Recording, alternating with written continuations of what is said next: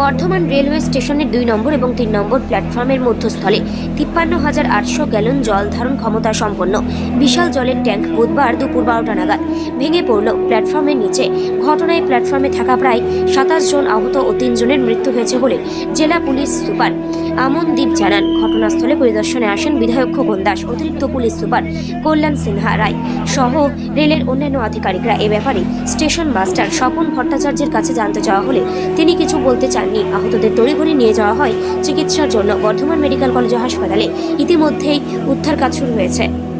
নম্বর প্ল্যাটফর্মে ভেঙে পড়েছে, ইতিমধ্যে 2 জন মারা গেছে, আরো কয়েকজন আহত হয়েছে। এখন পুরো ব্যাপারটা শেষ না হওয়া পর্যন্ত বলা যাবে না। প্রায় 1 লক্ষ টেস্টের জল এই ট্যাঙ্কিতে, সেটা হঠাৎ এইভাবে ভেঙে পড়ে গেছে। 2 জন সঙ্গে সঙ্গে ডেড হয়ে গেছে। ওকে ফায়ার ব্রিগেড থেকে বললো 2 জন ডেড হয়েছে, আর সব আছে আহত। দেখা যাক এখন কি হয়। রক্ষণাবেক্ষণের অভাব দেখতে পাচ্ছি। আমাদের কেন্দ্রীয় সরকার গোটা ভারতবর্ষের মন্দির তৈরি করবে, কে সব রেল দেখবে, কে কেন্দ্রীয় সংস্থা কি দেখবে? কিছু দেখছে?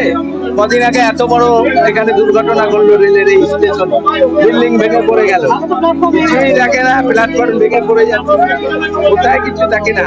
কেন্দ্রীয় সরকার কোথায়ও কিছু দেখছে না। 5-6 জন আহত হয়েছে, 2 জন ডেড, 2 জন মারা গেছে।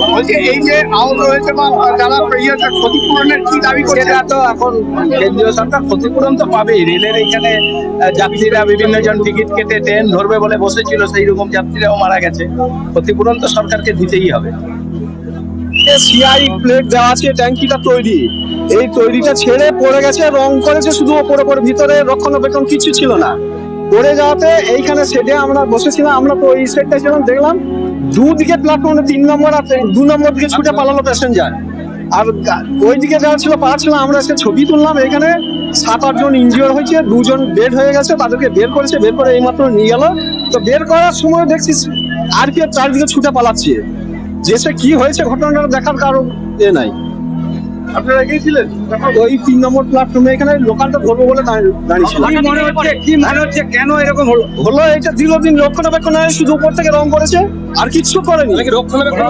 একদম একদম একদম রেলের গাফলতি, মানে শুধু রং করে চাকচিক করে দিয়েছে, বাস। এইটা হলো আপনার, এই তো টাইমটা বলে দিচ্ছি, ওই 11টা 10-15, 12টা 10-15, 12টা 25-এ ট্রেন ধরবো বলে আমরা এই 3 নম্বর প্ল্যাটফর্মে দাঁড়িয়ে শেখ জানে আলম।